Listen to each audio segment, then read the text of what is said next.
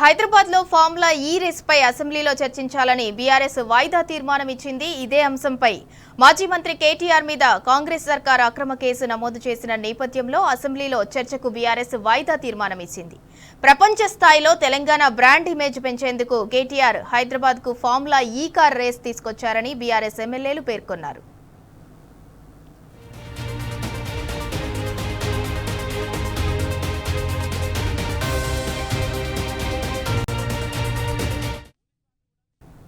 Right, ఇక ఇదే అంశంపై మరింత సమాచారం మా ప్రతినిధి మహేష్ అందిస్తారు. మహేష్, ఫార్ములా ఈ రేస్ పై అసెంబ్లీలో చర్చించాలని బీఆర్ఎస్ వాయిదా తీర్మానం ఇచ్చింది. దీనికి సంబంధించిన అప్డేట్ ఏంటి?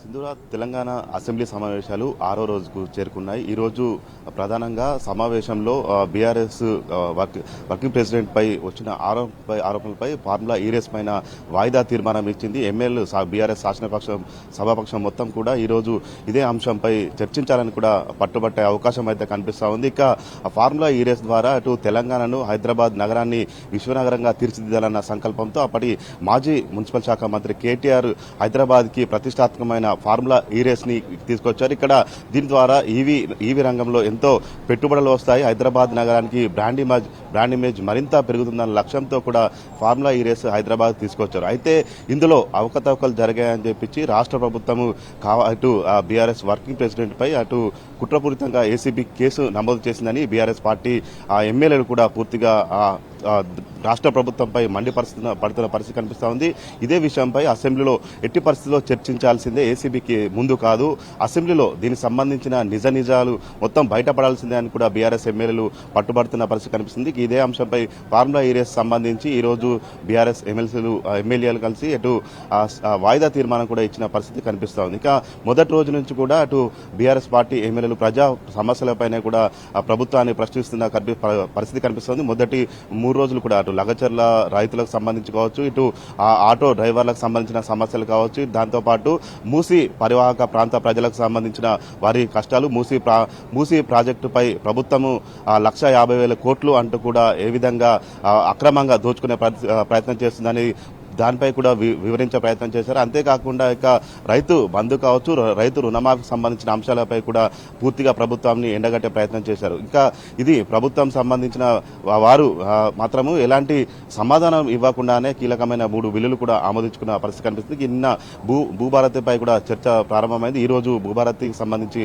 మరికొంత చర్చ ఉంటుంది. అంతే దాంతోపాటు ఆ బిల్లును కూడా ఆమోదించుకునే చేసే ప్రయత్నం ఉంది. దీని తర్వాత రైతు భరోసా సంబంధించి షార్ట్ డిస్కషన్ ప్రారంభించే అవకాశం కనిపిస్తా ఉంది. ఇక ఫార్ములా ఈ రేస్ సంబంధించి అటు ప్రభుత్వంలోని కావాలని కుట్రపూరితంగా కూడా కేసు నమోదు చేశారు. ఇక ఎప్పటి నుంచో చూస్తున్నాం, గత ఏడాది నుంచి కూడా రాష్ట్ర ప్రభుత్వం చేస్తున్న ప్రభుత్వంపై బీఆర్ఎస్ వర్కింగ్ ప్రెసిడెంట్ ఎప్పటికప్పుడు కూడా ప్రభుత్వాన్ని ఎండగడుతూ వస్తున్న పరిస్థితి కనిపిస్తుంది. అటు రైతులకు సంబంధించిన విధి విధానాలు కావచ్చు, రైతు రుణమాఫీ మాత్రము అటు ఏడాది 2 లక్షల రుణమాఫీ ఇస్తామని చెప్పి ఇప్పటికీ 50% కూడా పూర్తి కాలేదు. గ్రామాల్లో రైతులు పెద్ద ఎత్తున కూడా నిరసనలు చెప్తున్నారు. ఇదే విషయంపై బీఆర్ఎస్ వర్కింగ్ ప్రెసిడెంట్ ప్రజల్ని చైతన్యవంతులు చేస్తున్నారు. ఇక దాంతోపాటు హైదరాబాద్ లో సంబంధించి మూసీ ప్రాజెక్టు సంబంధించి కూడా మూసీ పరివాహక ప్రాంత ప్రజలకు సంబంధించి కూడా బీఆర్ఎస్ పార్టీ అండగా నిలుస్తూ వచ్చింది. ఇక దీంతో పాటు ఆ లగచర్లలో ఆ ఫార్మా కంపెనీకి సంబంధించి రైతులు చేసిన పోరాటానికి కూడా బీఆర్ఎస్ పార్టీ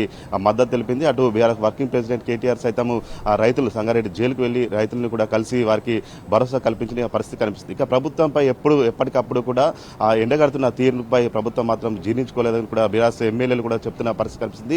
ఇదే నేపథ్యంలో కక్ష సాధింపు చర్యల్లో భాగంగానే ఫార్ములా ఈ రేస్ పేరుతో బీఆర్ఎస్ వర్కింగ్ ప్రెసిడెంట్ మాజీ మంత్రి కేటీఆర్ పై కేసు కూడా నమోదు చేస్తున్నారని కూడా బీఆర్ఎస్ ఎమ్మెల్యేలు కూడా పెద్ద ఎత్తున ఆందోళన వ్యక్తం చేస్తున్న పరిస్థితి కనిపిస్తోంది. ఇక కార్యకర్తలు కూడా పెద్ద ఎత్తున తెలంగాణ వ్యాప్తంగా కూడా ఆగ్రహం వ్యక్తం చేస్తున్న పరిస్థితి కనిపిస్తుంది. ప్రశ్నించే గొంతును నొక్కేందుకే ఇలాంటి కేసులు అంటూ కూడా బీఆర్ఎస్ కార్యకర్తలు బీఆర్ఎస్ శ్రేణులు కూడా ప్రభుత్వంపై పూర్తిగా మండిపడుతున్న పరిస్థితి కనిపిస్తూ ఉంది. ఇదే విషయంపై ఈ రోజు అసెంబ్లీలో వాడివేడిగా చర్చ కొనసాగనుంది. ఎందుకంటే ఏసీబీ ముందు కాదు, అసెంబ్లీలో బీఆర్ఎస్ ఫార్ములా ఈ రేస్ సంబంధించి పూర్తి వివరాలు వెల్లడిస్తాను, దీనిపై ఖచ్చితంగా చర్చ చేపట్టాల్సిందే అని కూడా వాయిదా తీర్మానం ఇచ్చిన పరిస్థితి కనిపిస్తోంది. Right, thank you Mahesh.